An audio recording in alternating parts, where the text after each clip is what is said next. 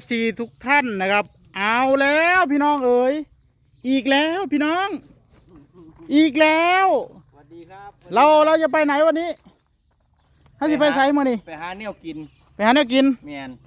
วันนี้เราจะไปหาแนวกินพี่น้องเจออะไรเรากินหมดวันนี้เราจะเอา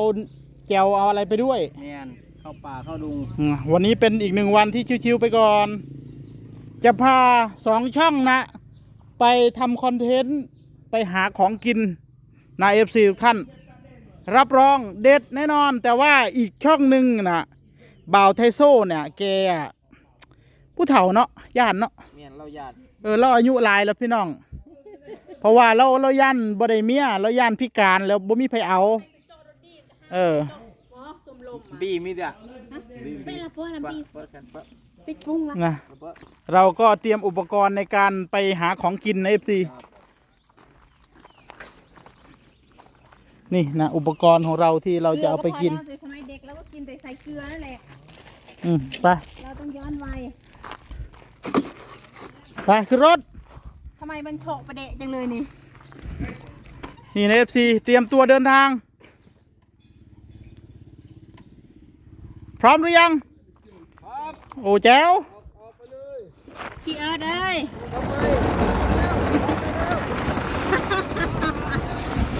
โอ้ย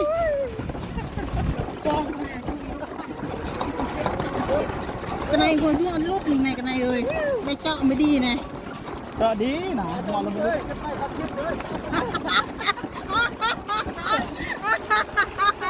กินเองกินเองลูกได้ลูก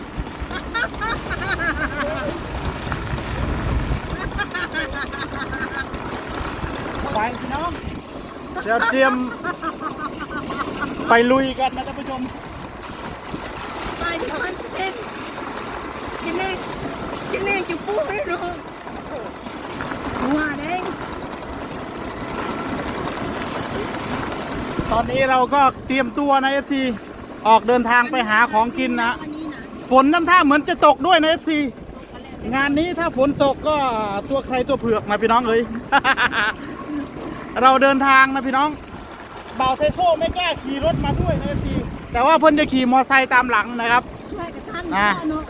เพราะฉะนั้นก็ไม่เป็นไรนะ FC นะครับ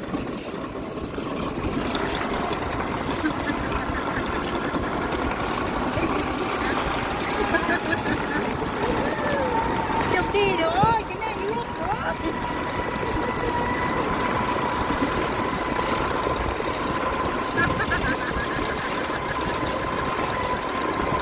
มองไปเปล่าเทโซ่เลยโอ้ลูกหน้าดูวะนะ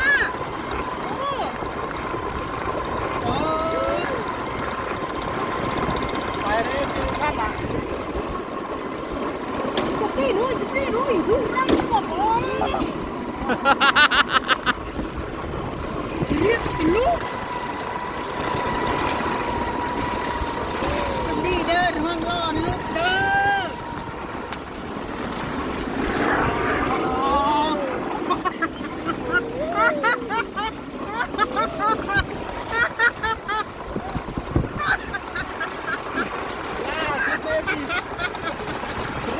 เครื่องเต็มที่นะพ่อจะขึ้นเนินในได้นะเมื่อนึงจะกระไรโอ้โหร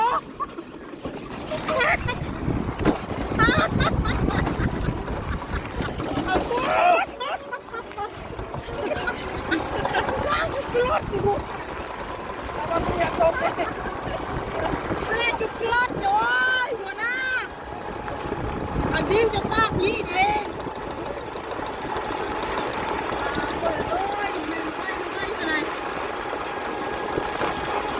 เปิดดูการให้ลุกหนึ่งนะเร็วเตะใส่ลุกไม่จีบบ้องไป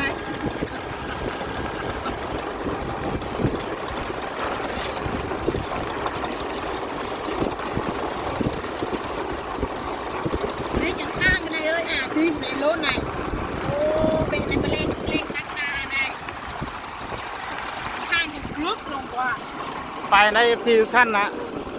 ก็มาต่อจุดทันก็ ตอนนี้เราก็เดินทางมาเส้นนี้ใน FC นะครับห่างจากตัวบ้านผมก็ รถในลุ่มในรถในรถในรถใน โอ้หลุมเยอะหลุมเยอะ โคตร หลุมเยอะผ่อนให้ก่อนหลุมมันเยอะใน FC นี่เวลาดอกกระเจียวนะเรามาหาดอกกระเจียวตรงนี้นะพี่เองดอกกระเจียวเยอะเลยนี่ฝนตกมันก็ออกแล้วนี่นะ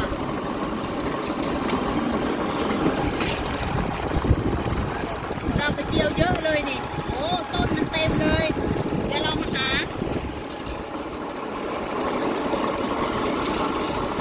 ฝ่ายใน FC ซิ่งต่อนะพี่น้อง ไปมันต้นหินเลยทำลงปลาตรงนี้นะ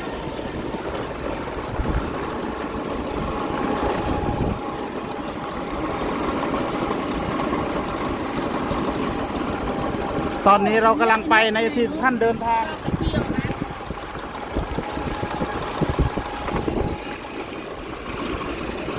โอ้ย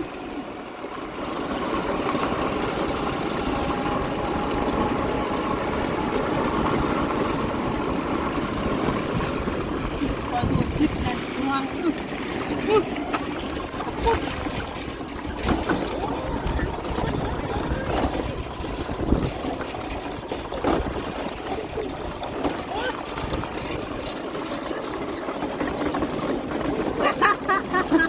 นตกใจแล้วผู้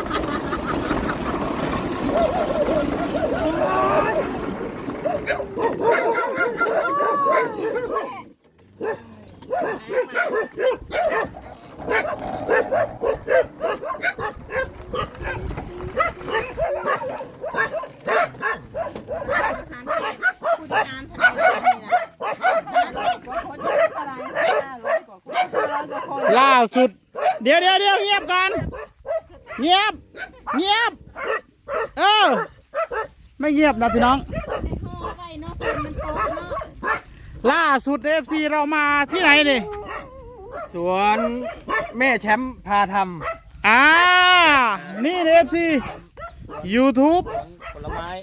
มีใครตามเรามาหรือเปล่า ผู้บ่าวโมโซ่นะ ไหนเบาเตโซไม่เห็นตามมาเลย มาเบิ่งต้นมาเบิ่ง รอบนี้มาซื้อเด้ออย่าให้ซื้อๆเด้อ แมนมาซื้อได้ บ่ได้มาแบบอันนั้นได้ซื้อได้ต้องขายได้ เบิ่งตัวเบิ่งหน้าบ้านเพิ่นนี่ ปอด เสาวรถนี่กระทุกลกนี่เบิ่ง ปอดอันนี้หวานบ่นี่ ขึ้นหน่วยใหญ่เท่าไหร่ ปอดเท่า เปรี้ยวอม โอ้ หวาน โอ้หน่วยใหญ่ หน่วยใหญ่เว้ยเฮ้ยหมักกระทกลกพี่น้องหรือหมักสวรสอร่อยนะเนี่ย อร่อย อันสีนี่ที่เราเคยกินอยู่บ้านยายพามีนะ พอ เอ ดี อ พอดี พาดีน่ะ ปลา สีแบบนี้เลย ปาเนอะ โอ้ยแจ๋ว เปรี้ยวปากพี่น้องไอ้ยะ ส้มแขวพี่น้องเอ้ยหน้า ยังไม่สุก ถ้า นี่ สุกก็ ต้นใหม่กระเพาะอ้อยคล้ายมีหัวมุงยังอยู่ นี่นะแม่แชมป์พาทำใน FC นะครับ YouTube นะฮะด้วยกันนะพี่น้อง บ